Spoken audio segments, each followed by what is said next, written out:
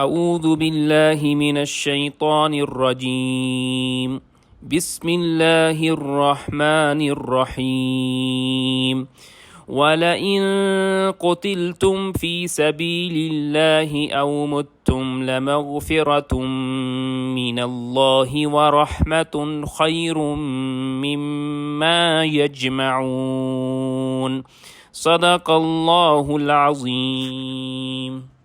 رب اشرح لی صدری ویسر لی امری واحلل عقدۃ من لسانی یفقہوا قولی رب یسر ولا تعسر وتمم بالخیر آمین یا رب العالمین۔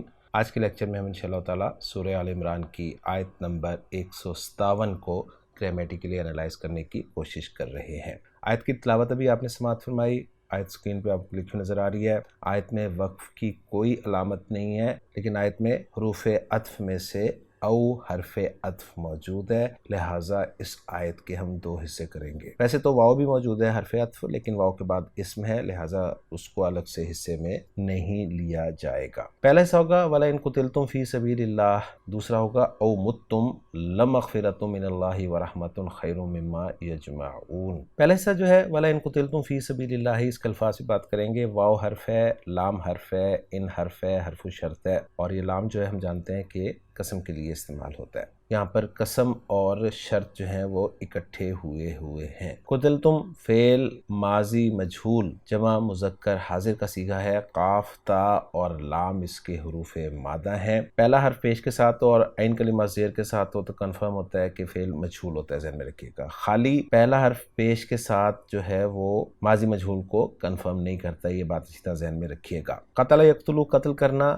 باب نون سے استعمال ہوتا ہے۔ فی حرف جر ہے جس کے بعد سبیل مجرور ہے، اور سبیل کے بعد اس میں جلالہ بھی مجرور آپ کو نظر آ رہا ہے۔ پہلے سے کے الفاظ پہ بات مکمل ہوگی، اب چلتے ہیں دوسرے سے کے الفاظ کی طرف۔ او حرف عطف ہے، متم یہ ماضی معروف جمع مذکر حاضر کا صیغہ ہے۔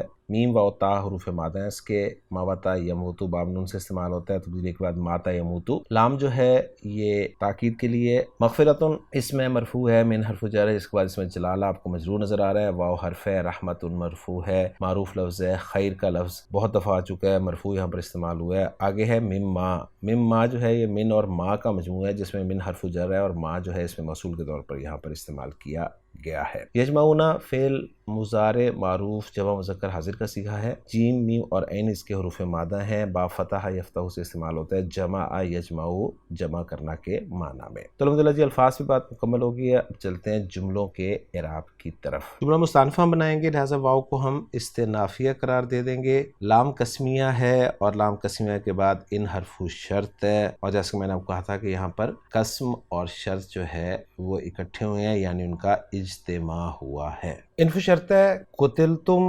فعل مجہول اور اس کا نائب فاعل ہے، تم ضمیر مرفوع متصل، فی سبیل اللہ جار مجرور ہے جس میں مجرور جو ہے وہ مضاف ہے جس کا مضاف ہے اس میں جلالہ ہے، اور جار مجرور جو ہے متعلق ہو جائے گا قتلتم فعل کے۔ یوں قتلتم فعل مجہول اپنے نائب فاعل اور اپنے متعلق سے مل کر جملہ فعلیہ ہو کر شرط بن جائے گا۔ او عاطفہ ہے، متم فعل با فاعل، تم ضمیر مرفوع متصل اس کا فاعل ہے، اور متم کا عطف ہو جائے گا قتلتم والے جملے پر۔ اب آگے جو یہ لام آ رہا ہے یہ لام جواب قسم پر داخل ہوا ہے، ذہن میں رکھیے گا، اس لیے کہ جب شرط اور قسم کا اجتماع ہوتا ہے تو اگر جملے کی ابتدا قسم سے ہو تو جو جواب والا جملہ ہوتا ہے نا وہ قسم کے لیے ہوتا ہے۔ ویسے تو آپ جانتے ہیں کہ شرط کے لیے بھی جواب یا جزا ہوتی ہے، اور قسم کے لیے بھی ایک جملہ ہوتا ہے جسے جواب کہا جاتا ہے۔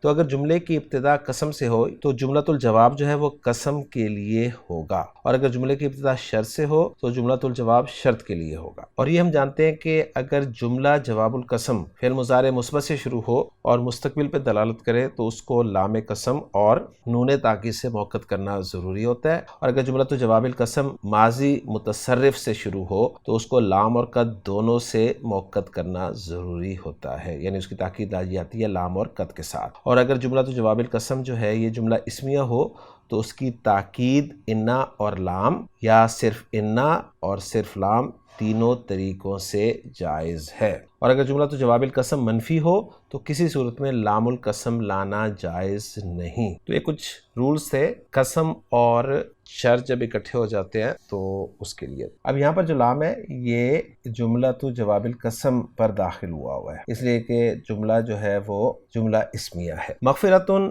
نکرہ ہے جس کے بعد من اللہ جو ہے جار مجرور ہے، اور ہم جانتے ہیں کہ نکرہ کے بعد جب جار مجرور آ جائے تو عام طور پر اس کے لیے صفت بنتا ہے، لہٰذا مغفرتن کو موصوف قرار دیں گے اور من اللہ کو اس کی صفت قرار دیں گے، اور پھر موصوف صفت سے مل کر مبتدا بن جائے گا۔ واو عاطفہ ہے، رحمتن جو ہے اس کا عطف ہم کر دیں گے مغفرتن پر۔ اب مبتدا کے لیے خبر چاہیے تو وہ ہے خیرن مما یجمعون۔ خیرن اسم تفضیل کا صیغہ ہے ہم جانتے ہیں، اور آگے مما یجمعون جار مجرور جو ہے یہ متعلق ہو جائے گا خیرن کے۔ من حرف جر ہے، اس کے بعد ما موصولہ جو ہے یہ محلاً مجرور قرار دیا جائے گا، اور ما موصولہ کا صلۃ الموصول جو ہے وہ یجمعون ہے جو کہ فعل اور فاعل کا مجموعہ ہے۔ واو ضمیر مرفوع متصل اس کا فاعل ہے، اور ضمیر عائد محذوف ہے۔ یوں مبتدا اپنی خبر سے مل کر جملہ اسمیہ بن جائے گا، اور یوں انشاءاللہ تعالی ہماری یہ آیت جو ہے گرامیٹیکلی مکمل ہو جائے گی۔ ہم نے اپنی ورکنگ مکمل کر دی ہے، اب ذرا محمود صافی صاحب کی ورکنگ کے ساتھ اس کو میچ کر لیتے ہیں۔ محمود صافی صاحب نے جو جملے بنایا اس میں جملہ قتلتم لا محل لہ استنافیہ قرار دیا ہے، جملہ متم لا محل لہ معطوف والا جملہ قتلتم قرار دیا ہے، مغفرتن والا جملہ لا محل لہ جواب قسم قرار دیا ہے، اور یجمعون والا لا محل لہ صلۃ الموصول ما قرار دیا ہے۔ تو الحمدللہ جی ورکنگ 100% میچ ہوگی ہماری محمود صافی صاحب کی ورکنگ کے ساتھ۔ اب رہ گیا اس آیت کا ترجمہ، تو آپ کے سامنے میں رکھ دیتا ہوں۔